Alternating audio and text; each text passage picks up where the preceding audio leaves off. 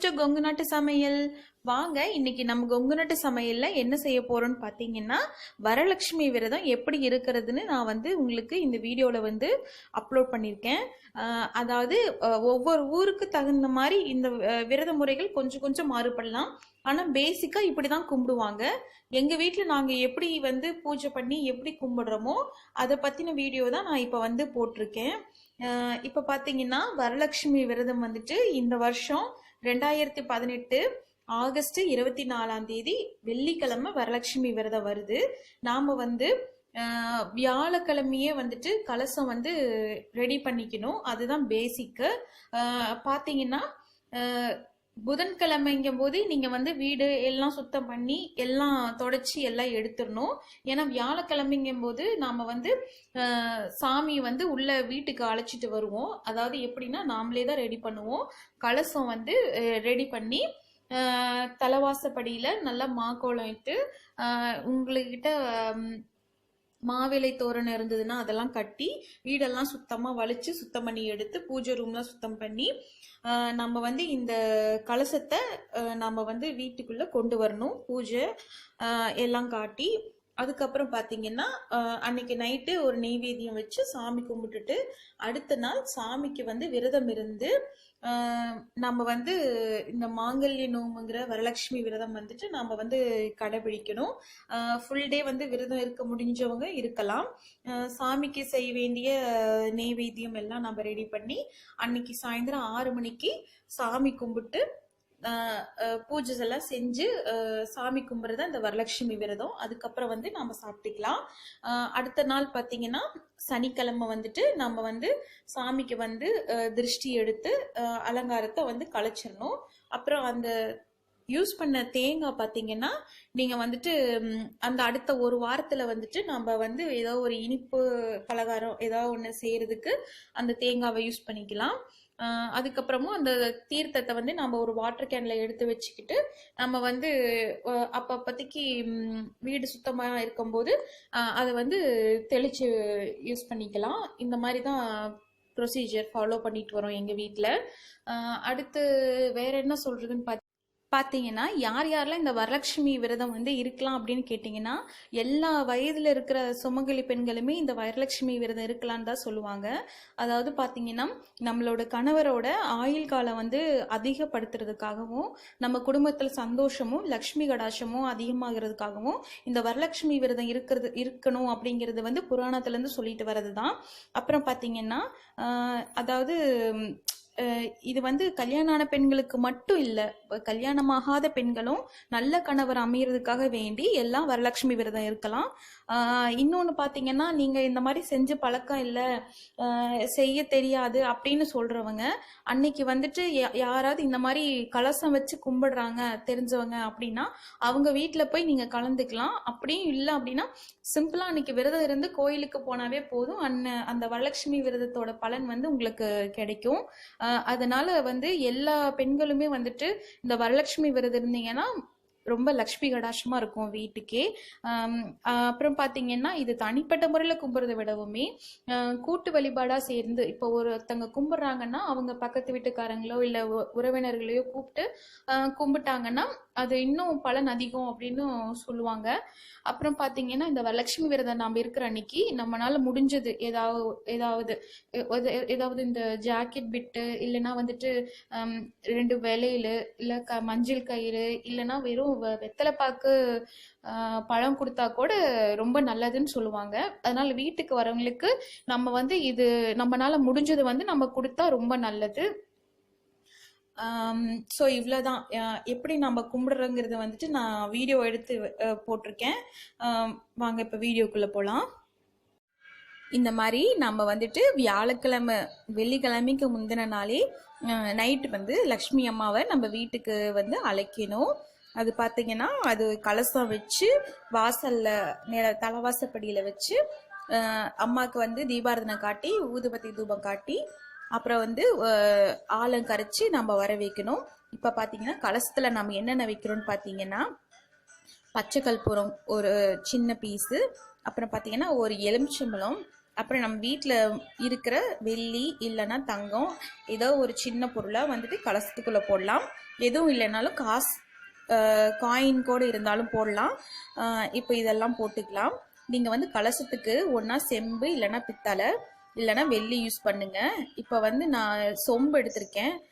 குடம் இருந்தாலும் பரவாயில்ல, நல்லா அலங்காரம் பண்ணுறதுக்கு நல்லா இதுவாக இருக்கும். இப்போ இதெல்லாம் வந்துட்டு நம்ம கலசத்தில் போட்டுடலாம்.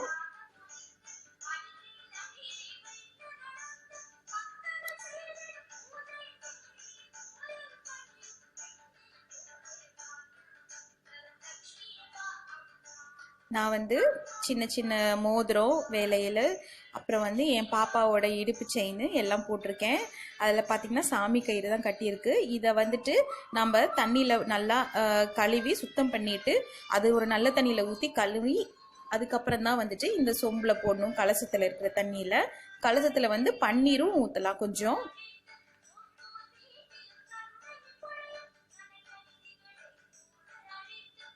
இப்போ பார்த்தீங்கன்னா எனக்கு சொம்பு நிறைய தண்ணி இருக்குது. இதை வந்து கொஞ்சம் கம்மியாக எடுத்துக்கணும். அப்போ தான் தேங்காய் வச்சா வந்து கீழே சிந்தாது. அதுக்கு தகுந்த மாதிரி கொஞ்சமாக எடுத்துக்கணும். தேங்காய் பார்த்தீங்கன்னா நல்லா கழுவிட்டு நல்லா மஞ்சள் தடவி 3 பக்கம் பொட்டு வச்சு நான் ரெடி பண்ணி எடுத்திருக்கேன்.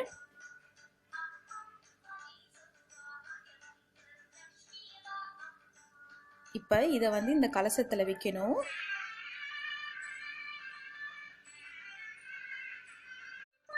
இப்போ பார்த்தீங்கன்னா கலசத்தில் இருக்கிற தேங்காய் வந்து எந்த பக்கமும் சாய்வு இல்லாமல் கரெக்டாக சென்டராக பார்த்து நம்ம கரெக்டாக வச்சிடணும்.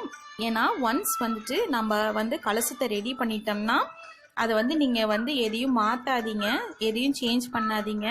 நம்ம சாமி ரூமுக்கு எடுத்துகிட்டு போகிறதுக்கு முன்னாடியே வந்துட்டு கலசம் கரெக்டாக தேங்காய் வந்து சாய்வு இல்லாமல் சென்டராக கரெக்டாக இருக்கிற மாதிரி பார்த்து நம்ம எடுத்துக்கணும். இப்போ வந்து இந்த லக்ஷ்மி அம்மாவை எப்படி நம்ம வீட்டுக்குள்ளே கூட்டிகிட்டு போகிறதுன்னு பார்த்தீங்கன்னா, நம்ம வீட்டில் யாரோ ஒரு லேடிஸ் அம்மாவோ அத்தையோ இல்லை சின்ன பொண்ணுங்களாக இருந்தாலும் சரி, யாரோ ஒருத்தர் வந்து வாசலில் அந்த தலைவாசப்படியில் வெளியே நிற்க வச்சுட்டு இந்த கலசத்தை வந்து கையில் கொடுத்துடணும். யாரும் இல்லை, நாங்கள் மட்டும்தான் ஹஸ்பண்ட் அண்ட் ஒய்ஃப் மட்டும்தான் இருக்கோம் அப்படின்னீங்கன்னா தலைவாசப்படியில் ஒரு சின்ன சேரோ இல்லை முக்காலியோ போட்டு நம்ம ரெடி பண்ணி வச்சிருக்கிற லக்ஷ்மி கலசத்தை அதில் வச்சுட்டு ஆலங்கரைச்சி திருஷ்டி எடுத்துட்டு அதுக்கப்புறம் வந்துட்டு ஊதுபத்தி தூபம் காட்டிட்டு அதுக்கப்புறம் வந்துட்டு தீபாராதனை காமிச்சு நம்ம வந்து லக்ஷ்மி அம்மாவை எடுத்துகிட்டு போய் நம்மளோட பூஜை ரூமில் வைக்கணும். இதுதான் வந்துட்டு வியாழக்கிழமை அன்னைக்கு செய்ய வேண்டியது தான். இவ்வளோ தான் நம்ம வந்து வியாழக்கிழமை அன்னைக்கு செய்வோம். அங்கே பார்த்தீங்கன்னா பூஜை ரூமில் வந்துட்டு அம்மாவுக்குன்னு ஒரு தனி பிளேஸ் ஒன்று ரெடி பண்ணிக்கணும். ஒரு சேரோ ஒரு டேபிளோ ஒரு மீடியம் ஹைட்டில் அதில் வந்துட்டு ஒரு இலையில அரிசி பச்சரிசி நிறவி விட்டு அதில் கொண்டு போய் இந்த கலசத்தை வைக்கணும். நைட்டு பார்த்தீங்கன்னா ஏதாவது ஒரு நெய்வேத்தியம் வச்சா ரொம்ப நல்லது. ஒரு சின்ன சக்கரை கள்ள சக்கரை கூட வச்சு நீங்கள் வந்து தீபாராதனை காமிச்சு அன்னைக்கு வியாழக்கிழமையான பூஜையை வந்து முடிச்சுக்கலாம். இப்போ பார்த்தீங்கன்னா நாங்கள் மாடியில் இருக்கோம். எங்கள் வீட்டோட தலைவாசப்படி இதுதான் மெயின் என்ட்ரன்ஸ். இங்கே வந்துட்டு நான் என் பாப்பாவை கலசம் வச்சு உட்கார வச்சுருக்கேன். இப்போ வந்து அம்மாவை உள்ளே கூட்டிகிட்டு போகலாம்.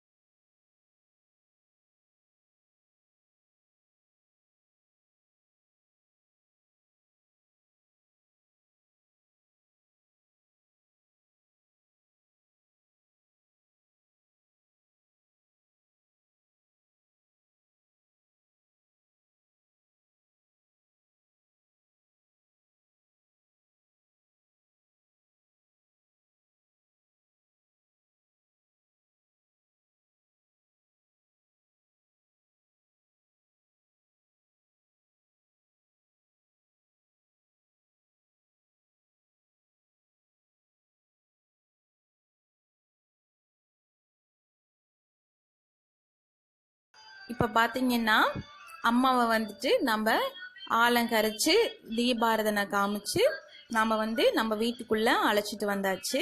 இனி வந்துட்டு நம்ம பூஜை ரூமுக்கு முன்னாடி இல்லைன்னா பூஜை ரூம் பெருசாக இருந்தால் பூஜை ரூம்லேயேவும் ஒரு சின்ன சேரோ உள்ள ஒரு டேபிளோ சுத்தம் பண்ணி அதில் வந்துட்டு ஒரு மாக்கோலம் போட்டு வாழை இலையில் பச்சரிசியை நிரவி விட்டு கலசத்தை கொண்டு வந்து அது மேலே வைக்கணும்.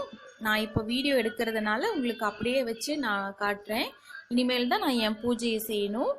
இப்போ பார்த்தீங்கன்னா வெள்ளிக்கிழமைக்கு முந்தின நாள், அதாவது வியாழக்கிழமை நைட்டு வந்து நம்ம வந்து சாமிக்கு ஒரு சின்னதாக ஒரு நெய்வேத்தியம் மட்டும் படைச்சு நாம் வந்து அன்னைத்து பூஜையை வந்து நிறைவு செய்யணும்.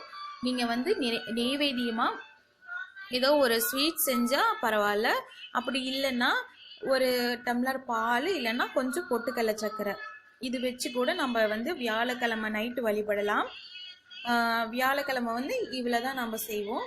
இனி வந்து அடுத்த நாள் வெள்ளிக்கிழமை தான் சாமிக்கு வந்து வகை வகையான ஐட்டம்லாம் செஞ்சு நம்ம வந்து வழிபடுவோம்.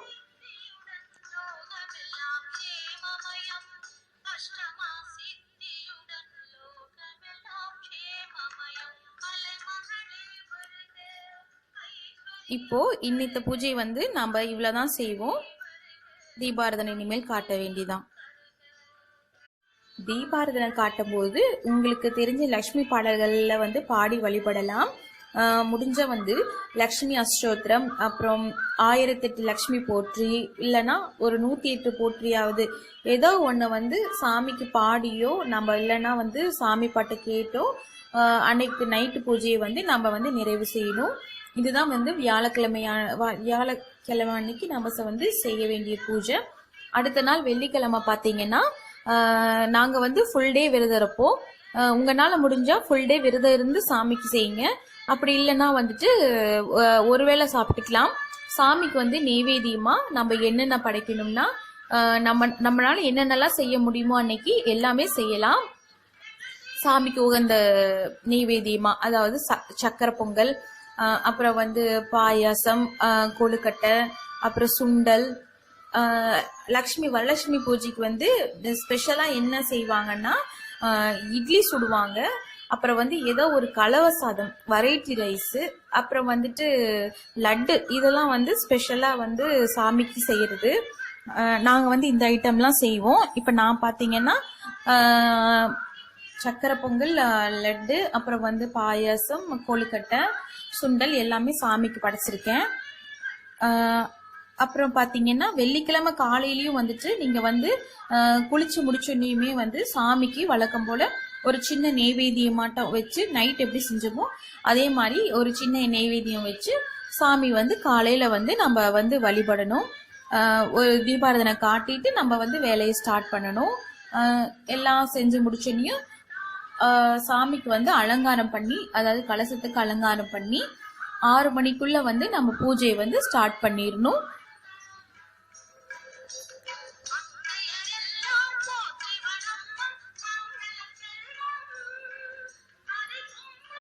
வரலட்சுமி பூஜைக்கு நாங்கள் என்னென்ன நைவேத்தியம் செய்வேன்னு பார்த்தீங்கன்னா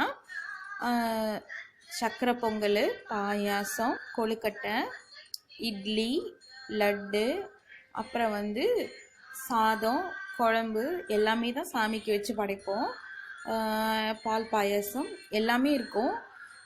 வீடியோ ரொம்ப லென்த்தாக இருக்கிறதுனால நான் அப்படியே இது கொஞ்சம் ஸ்பீடப் பண்ணி தான் எடுத்திருக்கேன், எடிட் பண்ணி தான் போட்டிருக்கேன். நீங்கள் வேணால் இதோட டீட்டெயிலாக இந்த வீடியோவெல்லாம் பார்க்கணுன்னா இதோட லிங்க் வந்து நான் கீழே டிஸ்கிரிப்ஷன் பாக்ஸில் கொடுத்துருக்கேன். ஃபஸ்ட்டு பார்த்தீங்கன்னா இப்படி சக்கரை பொங்கல் செஞ்சுட்டேன். இதோட லிங்க்கு கீழே டிஸ்கிரிப்ஷன் பாக்ஸில் இருக்குது. அடுத்து பார்த்தீங்கன்னா சுண்டல் வந்து வேக வச்ச சுண்டல் தான் சாமிக்கு வைக்கணும். நான் வந்து வறுத்துட்டேன். அந்த வீடியோ தான் இதில் போட்டிருக்கேன். ஆனால் சாமிக்கு நம்ம படைக்கையில் அப்படியே வேக வச்ச சுண்டல் தான் நம்ம வைப்போம்.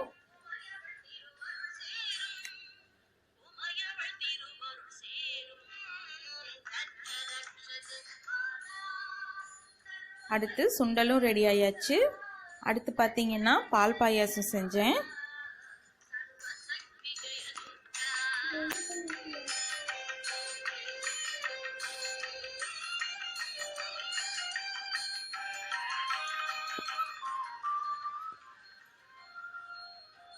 நம்மனால என்னென்னலாம் செய்ய முடியுதோ எல்லாமே நம்ம செய்யலாம். இதுதான் செய்யணும் அப்படிங்கிறது இல்லை. ஆனால் கம்பல்சரி ஒரு பொங்கல் பாயாசம் இருந்ததுன்னா கூட போதுமானது தான். நாங்கள் இதை எல்லாமே செய்கிறதுனால இது யூஸ்வலாகவே நாங்கள் செய்வோம்.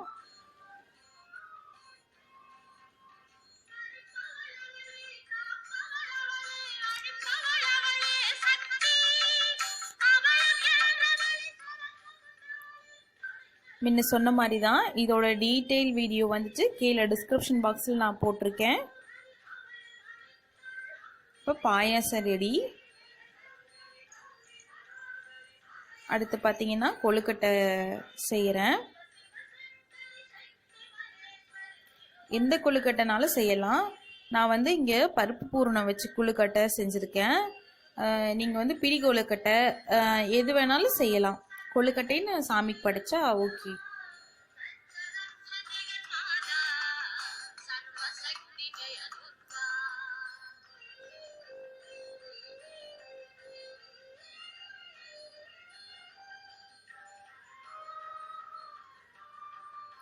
வீடியோ ரொம்ப லாங்காக இருக்கிறதுனால என்னால் எல்லா வீடியோவும் போட முடியல.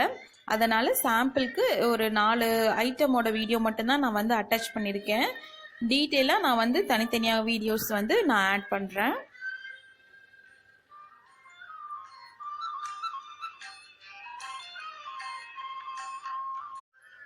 பார்த்தீங்கன்னா நெய்வேத்தியம்லாம் செஞ்சு முடிச்சு கலசத்துக்கு லக்ஷ்மி அலங்காரம் பண்ணியிருக்கேன்.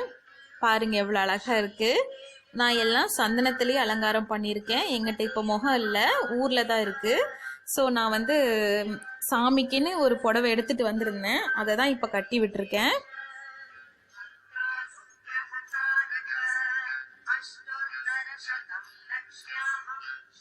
வெள்ளி மோகங்கள் வந்து கடையிலெல்லாம் கிடைக்கிது. இல்லைனாலுமே வேறு கடையில் வந்துட்டு சாமி மோகன் லக்ஷ்மிக்குன்னே கிடைக்குது. அதை வாங்கி வச்சு நீங்கள் வந்து அலங்காரம் பண்ணலாம். நல்ல லட்சணமாக வரும். இந்த மாதிரி பூவெல்லாம் கிடைச்சதுன்னா நிறையா போடுங்க. அப்புறம் இந்த மாதிரி தாலி கயிறும் கட்டியிருக்கணும். வீட்டில் ஏதாவது நகை இருந்தாலுமே சாமிக்கு போட்டு விடுங்க. சாமி வச்சிருக்கிறதுக்கு கீழே இந்த மாதிரி மாக்கோலம் ஒன்று போடணும். அப்புறம் பார்த்தீங்கன்னா சாமி வச்சிருக்கிற கலசத்துக்கு கீழேயும் பச்சரிசிக்கு அடியிலையும் கோலம் போடணும். நான் அதை வீடியோ எடுக்க மறந்துட்டேன், புடவை அதுக்குள்ளே கட்டுனதுனால. அப்புறம் பார்த்தீங்கன்னா விளக்கு ஏற்றி வச்சுக்குங்க. சாயந்தரம் 6 மணிக்குள்ளே சாமிக்கு இந்த மாதிரி அழகாக அலங்காரம் பண்ணி நீங்கள் முடிச்சிருங்க. 6 மணிக்கு மேலே பூஜை செய்ய ஆரம்பிச்சிடணும். இப்போ பார்த்தீங்கன்னா நான் வந்து எல்லாமே வந்து நாங்கள் சாப்பிடாம தான் இந்த பூஜை செஞ்சோம். ஸோ செஞ்ச சாதம் எல்லாமே சாமிக்கு வச்சு படைச்சதுக்கு அப்புறம் தான் சாப்பிட்டோம். லட்டு, இட்லி, சுண்டல், அப்புறம் பார்த்தீங்கன்னா பால் பாயசம், சர்க்கரை பொங்கல், மோதகம் எல்லாமே சாமிக்கு படைச்சிட்டு தான் நாங்கள் சாப்பிட்டோம். பாருங்க எவ்வளோ அழகா இருக்கு. நம்மளுக்கு எவ்வளோ முடியுதோ அந்த அளவுக்கு நம்மளுக்கு தகுந்த மாதிரி அலங்காரம் பண்ணலாம்.